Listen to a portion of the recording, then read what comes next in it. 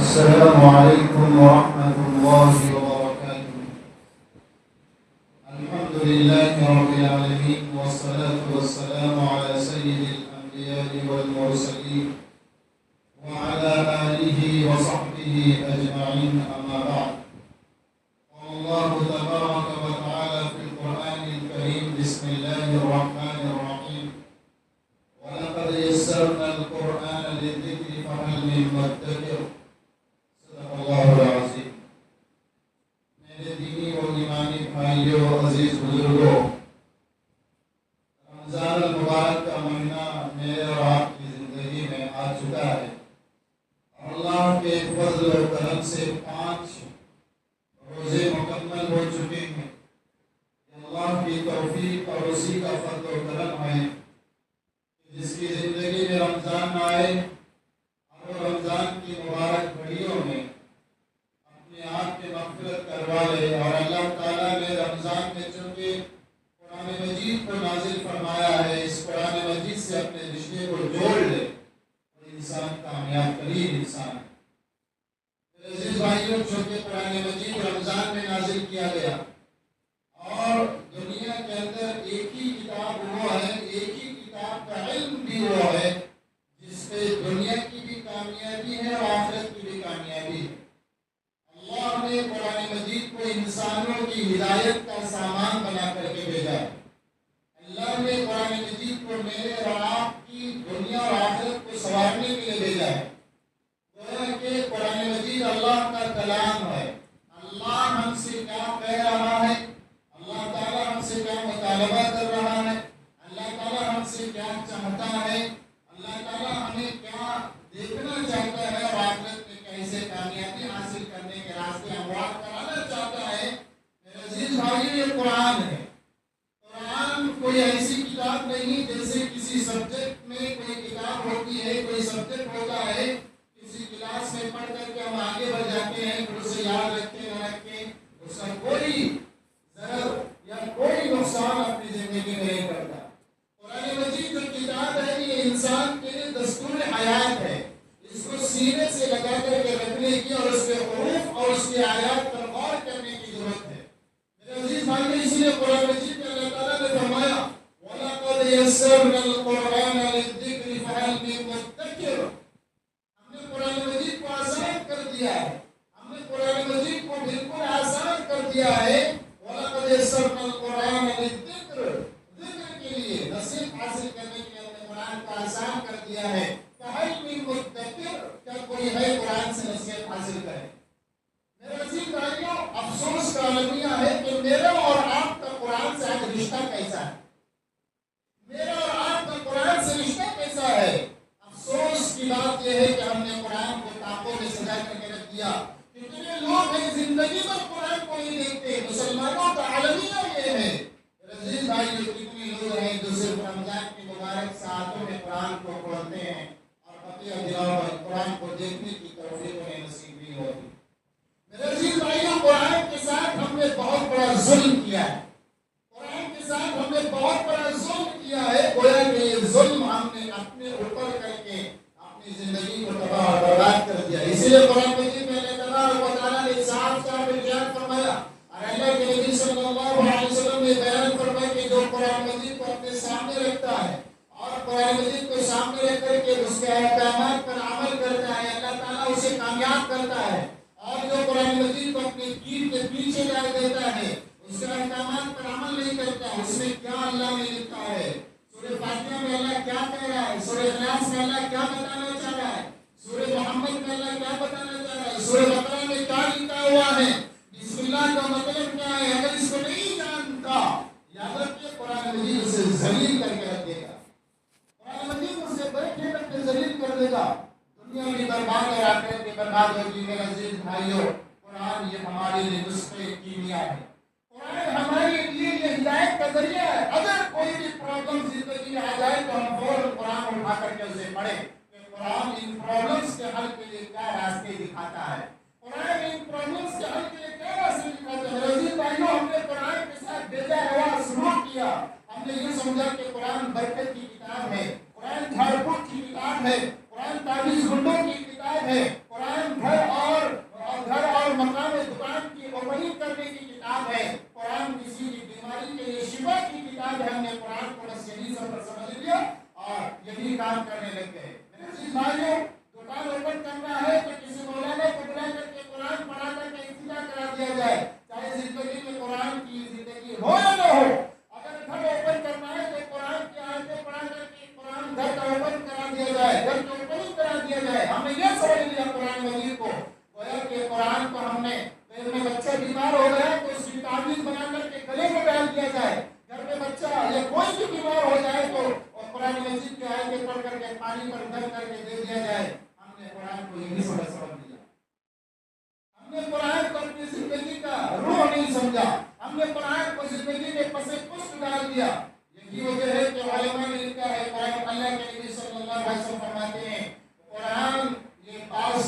کو قرآن نے اوپر اٹھایا جن قوموں نے قرآن کو اپنے سینے سے لگایا، جس آدمی نے قرآن کو اپنے سینے سے لگایا، جس شخص نے قرآن کو اپنے سینے سے لگایا، اللہ نے اس قرآن کے ذریعے سے اسے کامیابی کی چوٹی پر پہنچایا۔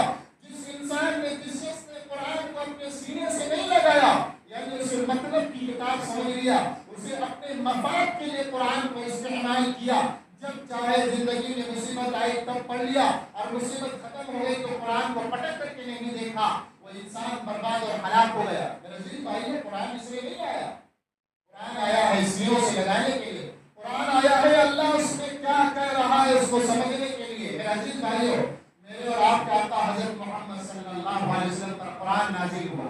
شهر رمضان الذي انزل فيه القرآن هدى للناس وبينات من الهدى والفرقان۔ قرآن اس لیے قرآن رمضان کے مہینے میں نازل ہوا اور رمضان کے ہر تراویح ہم سے کہہ رہی ہے، رمضان کے ہر تراویح ہم سے، بوڑھوں سے، بچوں سے، جوانوں سے، عورتوں سے، ہر رمضان کی تراویح کہہ رہی ہے میرے بھائی، جس قرآن کو تراویح میں تم سن رہے ہو، کانوں کی صرف لذت نہ بناؤ، کانوں کی صرف زیب و زینت نہ بناؤ۔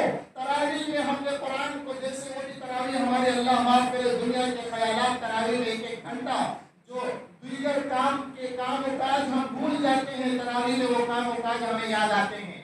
یہ ہمارا قرآن سے رشتہ رہا، ہم نے قرآن کو بالائے طاق رکھ دیا، ہم نے قرآن کو سمجھنا چھوڑ دیا، قرآن میں اللہ ہم سے کیا کہہ رہا ہے اس کو سمجھنا ہم نے چھوڑ دیا، قرآن کی آیتوں کو پڑھنا چھوڑ دیا، قرآن کی آیتوں کا ترجمہ کیا ہے اس کو سمجھنا ہم نے چھوڑ دیا۔ میرے عزیز بھائی، آج ہم ذلت کی مار کھا رہے ہیں۔ علامہ اقبال رحمۃ اللہ علیہ، سارے جہاں سے اچھا ہندوستان ہمارا، جنہوں نے لکھا ہے، جنہیں شاعر مشہور کہا جاتا ہے، بڑے شاعر، انہوں نے کہا کہ مسلمانوں نے قرآن پر بڑا ظلم ڈھایا ہے، مسلمانوں نے قرآن پر بڑا ظلم ڈھایا ہے، قرآن بڑی مظلوم کتاب ہے۔ جب سینوں سے قرآن کو مسلمانوں نے لگایا تھا، اللہ نے ساری دنیا کی حکومتوں کے قبضے میں کر دیا تھا، اور جب سینے سے نکال کر کے باہر پھینک دیا، اسے اپنے مطلب کی کتاب سمجھا، اسے اپنے مفاد اور اپنے فائدے کے لیے استعمال کرنا شروع کر دیا، تو اسی قرآن کی بے فائدگی کی وجہ سے اللہ تعالیٰ نے اسے ذلیل کر کے رکھ دیا۔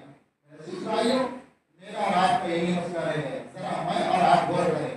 رمضان کا مہینہ آتا ہے تو قرآن پکڑتے ہیں، سارا رمضان کے علاوہ دوسرے دنوں میں ہم نے قرآن کو کہاں تک پڑھا، ہم نے قرآن کو کہاں تک سمجھا؟ عزیز بھائیو، بڑا انجام عاقبت کا بڑا خطرناک ہے۔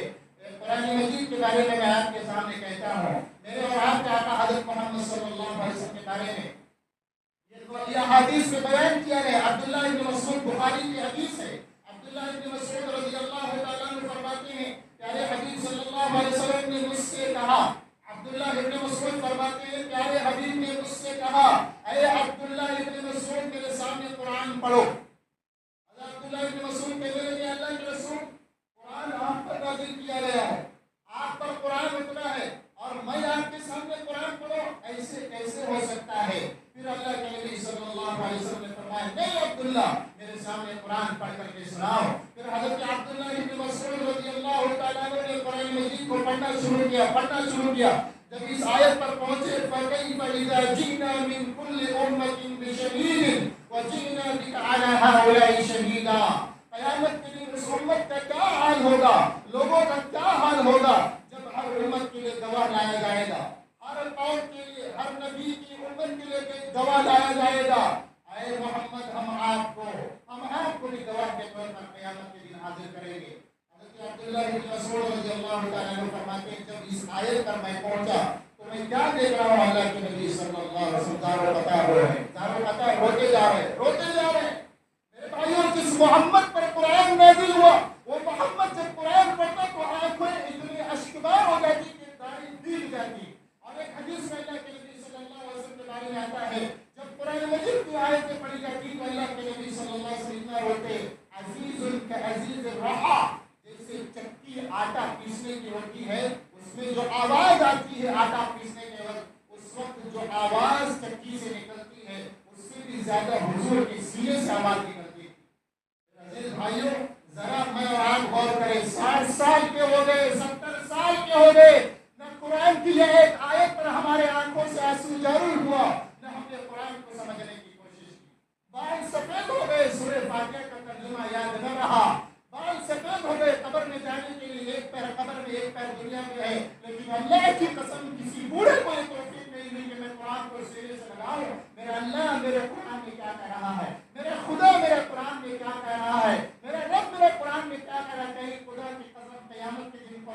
خلاف شفا گواہ نہ بن جائے. عزیز بھائیو یہ قرآن کل قیامت کے دن ہمارے خلاف گواہی دے گا. یہ میرے پیارے حبیب کہہ رہے ہیں. دنیا کی ساری ڈگریاں حاصل کر لیا, دنیا کی سارے عہدے کی کرسیوں پر بیٹھ گئے, لیکن بسم اللہ میں اللہ ہم سے کیا کہہ رہا ہمیں معلوم نہ رہا. سورہ بقرہ میں اللہ ہم سے کیا کہہ رہا ہمیں معلوم نہ رہا. سورہ اخلاص میں اللہ تعالیٰ ہم سے کیا کہہ رہا ہمیں معلوم نہ رہا. دنیا کی مال و دولت کو ہم نے کمایا, دنیا کے پیسوں کو ہم نے کمایا, لیکن قرآن میرا اللہ کا کلام مجھ سے کیا کہہ رہا ہمیں معلوم نہ رہا. یہی قرآن ایسے لوگوں کو کل قیامت کے دن جہنم میں لے جانے کا ذریعہ بنے گا. میرے عزیز بھائیو ڈرنے کی ضرورت ہے. قرآن کا اللہ شکایت کرتا ہے, قرآن میں اللہ تعالیٰ شکایت کرتا ہے. اللہ تبارک و تعالیٰ نے فرمایا وقال الرسول یا ربی ان قومی اتخذوا هذا القرآن مهجورا. اللہ تعالیٰ قرآن میں فرماتا ہے کل قیامت کے دن اللہ کہے گا, کل قیامت کے دن اللہ کے نبی کہیں گے یہ قرآن کی آیت ہے.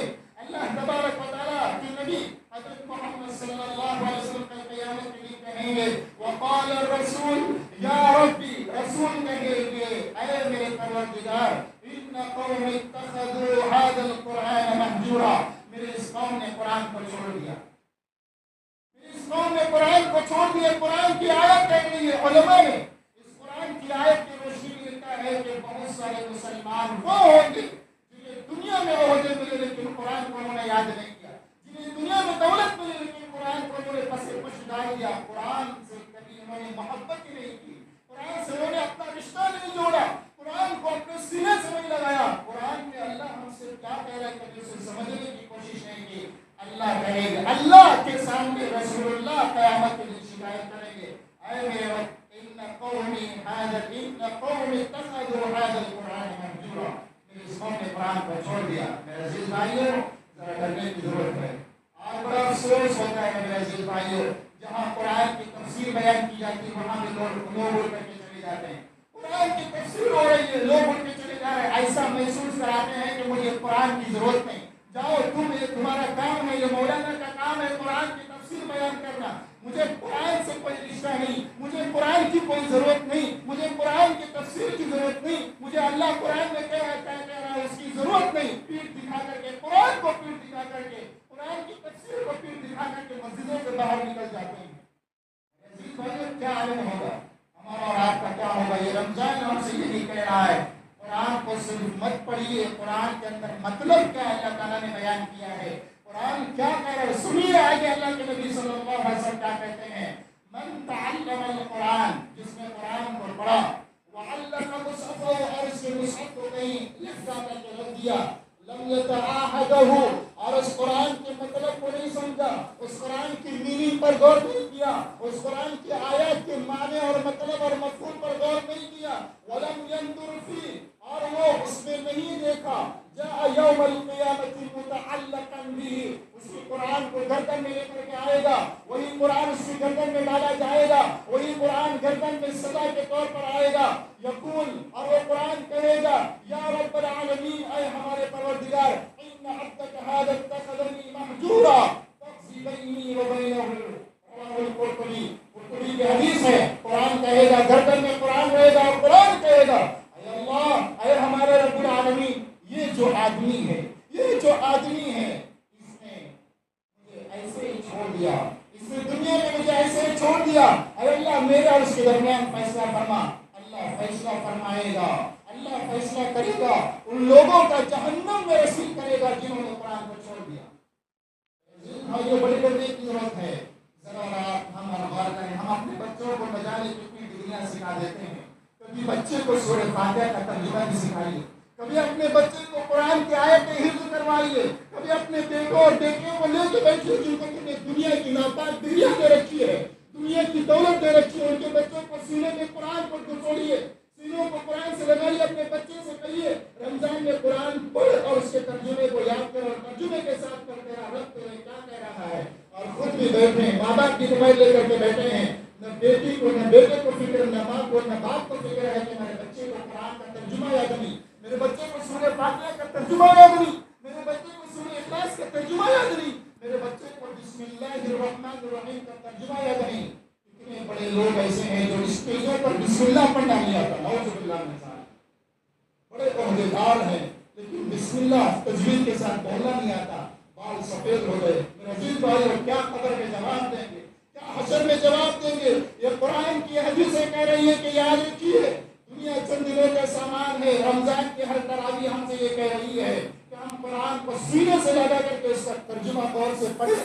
علماء کی محفل میں جا کر کے بیٹھے کہ قرآن ہم سے کیا کہہ رہا ہے۔ میرے عزیز بھائیو، قرآن کو اپنے سینے سے لگائیں، ہم اپنے قرآن کو سینے سے لگائیں۔ کتنے نوجوان ایسے ہیں سورہ فاتحہ تجوید سے پڑھنا نہیں آتا، بسم اللہ الرحمن الرحیم زبان سے بولنا نہیں آتا، 4 بچے ہو گئے، آج دادا دانی نانا بن گئے، دادا بن گئے، داماد بن گئے، اور وہ ان کے دوسرے داماد گھر میں آ گئے، ساس سسر بن گئے، نعوذ باللہ، اللہ ہمارے قوم کی حفاظت کرے۔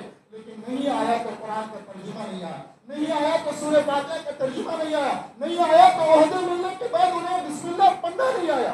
بڑے افسوس کا لگی ہے میرے بھائیوں، یہ میرے دل کی شکایت نہیں، یہ قرآن کی آواز ہے، یہ میرے دل کی دھڑکن نہیں، یہ قرآن کی آواز ہے جو اللہ کے نبی صلی اللہ علیہ وسلم کل قیامت کے دن کہیں گے۔ اور عزیز بھائیوں، بڑے ڈرنے کی ضرورت ہے۔ کتنے ایسے عمری اور کتنے ایسے حاجی کل قیامت کے دن آئیں گے جو صرف قرآن کو نہ سمجھنے کی بنیاد پر، قرآن کا ترجمہ نہ جاننے کی بنیاد پر، قرآن کو پس پشت ڈالنے کی بنیاد پر اللہ تعالیٰ ان تمام عہدیداروں کو، ان تمام ذمہ داروں کو، ان تمام اللہ تعالیٰ ان کے مالداروں کو جنہوں نے قرآن کو پس پشت ڈال دیا، یہی قرآن جہنم میں جانے کا ذریعہ بنے گا۔